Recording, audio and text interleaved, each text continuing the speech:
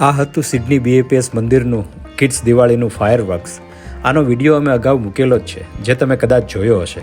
અને એ વિડીયોમાં જણાવ્યા અનુસાર જે અમે સરપ્રાઇઝની વાત કરી હતી એ સરપ્રાઇઝ એ હતી કે અમે સિડનીનું દિવાળી લાઇટ ડેકોરેશન માટેનું ફેમસ લોકેશન એટલે કે ફેન્ટમ સ્ટ્રીટ નિરિમ્બા ફિલ્ડ્સમાં જવાના હતા.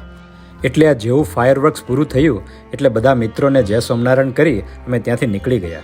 અને પછી મગજમાં વિચાર એ આવ્યો કે ત્યાં જવું કે ના જવું, કારણ કે રાતના 9 વાગી ગયા હતા અને હજુ અમારે 1.5 કલાકનું ડ્રાઈવ કરીને અમારા ઘરે એટલે કે વોલોંગોંગ પહોંચવાનું હતું. વત્તા આ ફેન્ટમ સ્ટ્રીટનું લાઇટ ડેકોરેશન જોવા માટે અમારે સિટીમાં 40 મિનિટ વધુ અંદર જવાનું હતું. પણ આના વિશે એટલું બધું સાંભળ્યું હતું કે મન ના માન્યું. અને પાછું એમ પણ થયું કે આવતી દિવાળી સુધી રાહ નથી જોઈ. તો સારું, ચલો જઈએ, આજે ફેન્ટમ સ્ટ્રીટનું લાઇટ ડેકોરેશન જોઈએ. જેવા અમે બ્લેકટાઉન એરિયાના સબબ્સમાં પહોંચવા લાગ્યા એમ બધા ઘરોમાં દિવાળીનો ઝગમગાટ દેખાવાનું શરૂ થઈ ગયું હતું. તમને લાગ્યું જ હશે કે આપણે કંઈક ઇન્ડિયન એરિયામાં પહોંચી ગયા છીએ. હવે આ દિવાળી લાઇટ જોવાનું એક મેઇન કારણ તો એ હતું કે અમે યુકેમાં ક્રિસમસ લાઇટ્સ ઘણી જોઈએ છે. બહુ સારી રીતે મોટા મોટા ઘરો સરસ રીતે ક્રિસમસ લાઇટ્સથી સજાવેલા હોય. પણ યુકેમાં અમે કોઈ દિવસ દિવાળી લાઇટ્સ નથી જોઈ કે દિવાળી લાઇટ્સથી ત્યાં ઘરમાં ડેકોરેશન આટલું જોરદાર નથી જોયું. પણ એ સાંભળ્યું ને કે સિડનીમાં આ પ્રકારનું ડેકોરેશન થાય છે તો અમને થયું કે ના, ડેફિનેટલી આપણે આ ડેકોરેશન તો જોવું જ જોઈએ. અને જો તમે પણ સિડનીમાં ફેન્ટમ સ્ટ્રીટનું ડેકોરેશન જોવા આવવાનો પ્લાન કરતા હોય તો તમારે એ ધ્યાન રાખવું કે સાંજના 7 વાગ્યાથી 12 વાગ્યા સુધી એટલે કે મિડનાઇટ સુધી એ વન વે થઈ જાય છે. ત્યાં ટ્રાફિક ઘણો હોય છે. ઘણી પબ્લિક આ ડેકોરેશન જોવા માટે અહીં આવતી હોય છે. તમને એટલામાં પાર્કિંગ મળવું પણ મુશ્કેલ હોય છે.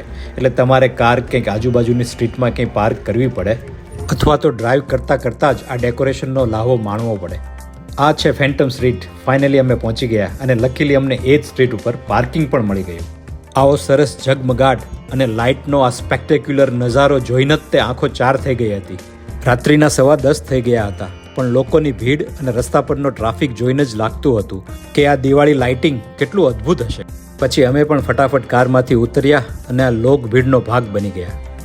આ દરમિયાન અમને ખબર પડી કે રામાયણના 30 મોટા પ્રસંગોને એ લોકોએ સ્ટ્રીટ પર LED લાઇટથી સરસ રીતે દર્શાવ્યા છે.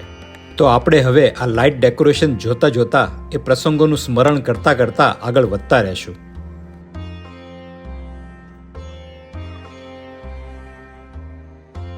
અગાઉ વાત કરી એ પ્રમાણે સૌથી પહેલા પ્રસંગમાં વાલ્મીકીજી એટલે કે રામાયણના રચિતા આ વાલ્મીકીજીના દર્શન થયા.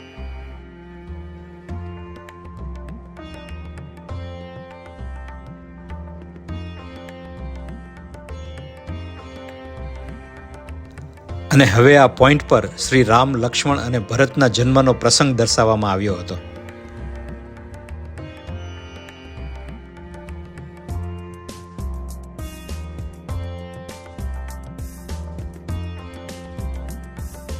અને અહીં દર્શાવેલ LEDમાં શ્રી રામ ગુરુ વશિષ્ઠ પાસેથી આશ્રમમાં શિક્ષણ ગ્રહણ કરી રહ્યા છે. જેમ અમે ચાલતા આગળ વધતા જતા હતા એમ લાઇટિંગ અને ડેકોરેશનનું લેવલ પણ ઊંચું વધતું જતું હતું. આ ઘર માલિકોએ પોતાના ઘર આંગણના દરેક ભાગને સરસ રીતે સજાવ્યા હતા. અને આ જુઓ સીતા હરણનો દ્રષ્ટાંત, અને આ જુઓ અદ્ભુત નજારો ભક્ત અને ભગવાનનો, ભક્ત શ્રી હનુમાન અને ભગવાન શ્રી રામનો. આટલું સરસ મજાનું ડેકોરેશન જોઈને એમ થાય છે કે એ લોકોની કેટલા બધા દિવસની મહેનત હશે આની પાછળ. કેટલું ઝીણવટથી આ બધું ડેકોરેટ કર્યું છે. અને સૌથી સારી બાબત એ હતી કે એ લોકોએ આવતા જતા લોકો માટે પિક્ચર સ્પોટ પણ બનાવ્યા હતા કે આમાં આ જગ્યા પર ઊભા રહી અને પિક્ચર્સ પણ લઈ શકે. આપણે આ ડેકોરેશનનું નામ રાખીએ ભક્ત સાથે ભગવાન. અને હવે પછીના આવતા ડેકોરેશન એટલે કે આ ડેકોરેશનનું નામ રાખીએ જાયન્ટ દીપ. જેથી કરીને તમે મને કહી શકો કે તમને કયું ડેકોરેશન સૌથી વધુ ગમ્યું. હવે આ ડેકોરેશનમાં છાતીમાં શ્રી રામ નામ લઈને હનુમાનજી મહારાજ બિરાજમાન છે. તો આપણે આનું નામ રાખશું જય બજરંગ બલી.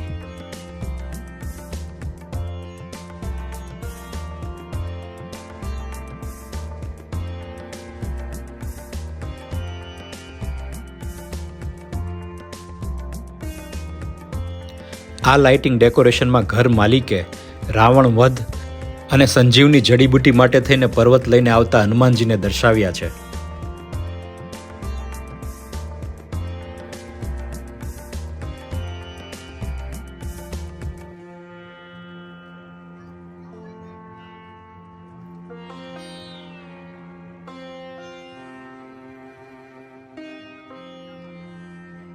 અને આ ઘર આગળ ઊભા રહીને એમ થયું કે આ બધી લાઇટિંગને જોતા જ રહીએ, બસ નિહાળતા જ રહીએ. કેટલું સરસ રીતે ડેકોરેટ કર્યું છે, કેટલી બધી LED લાઇટિંગનો ઉપયોગ કર્યો છે. તો આ ડેકોરેશનનું આપણે નામ આપશું દીપમાળા, કેમ કે એમાં કેટલા બધા દીપક એટલે દીવડાઓનો ઉપયોગ કર્યો છે. અને બધા દીવડા વચ્ચે અહીંયા સરસ મજાનું એક વોટર એલિમેન્ટ હતું, એમાંથી ઝરણાની જેમ પાણી વહેતું હતું.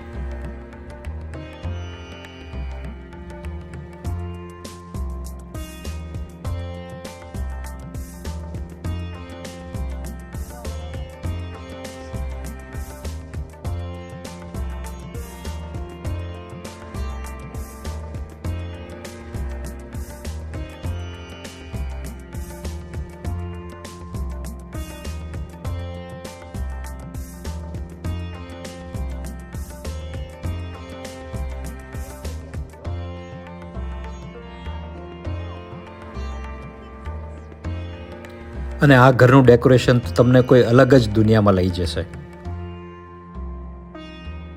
કલરફુલ વાદળોમાં બિરાજમાન શ્રી કૃષ્ણ ભગવાન, પાછળ ગણપતિજી, ઘર પર ભોળાનાથ અને આગળ ધનુષ બાણ લઈને ઊભેલા સ્વયં શ્રી રામ. પછી એમાં કાંઈ ન ઘટે હો ભાઈ. શું કહેવું તમારું?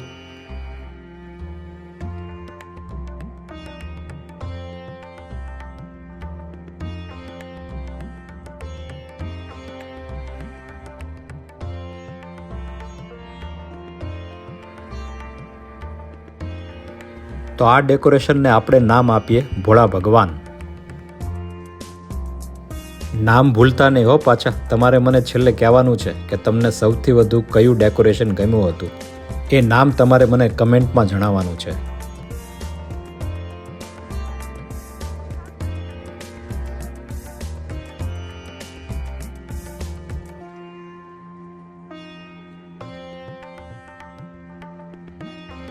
દરેક ઘરના ડેકોરેશન એટલા બધા અદ્ભુત હતા કે એક જુઓ અને એક ભૂલો.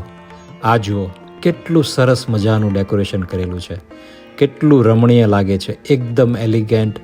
અને LEDનો કલર જુઓ, ચોઇસ જુઓ. ખરેખર આ ફેન્ટમ સ્ટ્રીટના ઘર માલિકોને દાદ દેવી પડે. કેટલી મહેનત કરી હશે. આ બધું કેટલા ટાઈમથી એ લોકો ડેકોરેટ કરતા હશે.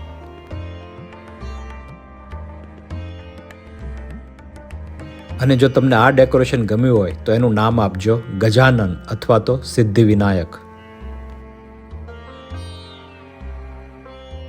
આ બધા ડેકોરેશનમાં એ લોકોએ વિવિધ પ્રકારની LED અને ફ્લાવર્સ એટલે કે ફૂલોનો ઉપયોગ સરસ રીતે કર્યો હતો. અને હા, એક વાત તો કહેવાની રહી જ ગઈ, એની સાથે સાથે એ લોકોએ મ્યુઝિક પણ સરસ બધા ગોઠવ્યા હતા. પણ યુટ્યુબના રેસ્ટ્રિક્શન માટે થઈને હું એ બધા મ્યુઝિક અહીંયા ના પ્લે કરી શકું, એટલે મારે એ બધા મ્યુટ કરી દેવા પડ્યા.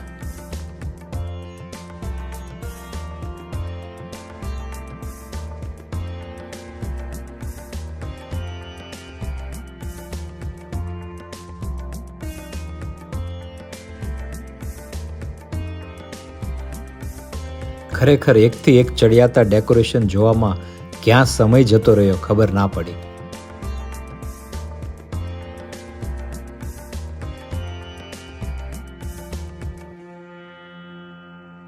રાત્રિના 10:30 કે 11:15 થઈ ગયા હતા, પણ લોકોની ભીડ હજી એટલી જ હતી.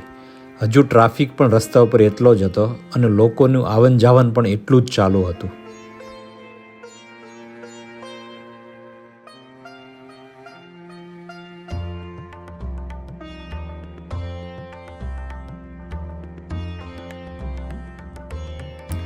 અરે વાહ, આ ઘરમાં તો એ લોકોએ પ્રોજેક્ટર લાઇટ્સનો પણ ઉપયોગ કર્યો છે. કેટલું સરસ લાગે છે.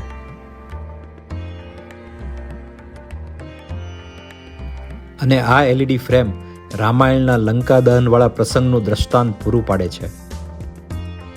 અહીં ફેન્ટમ સ્ટ્રીટની એક સાઈડ પૂરી થઈ. હવે અમે બીજી બાજુ આવી ગયા.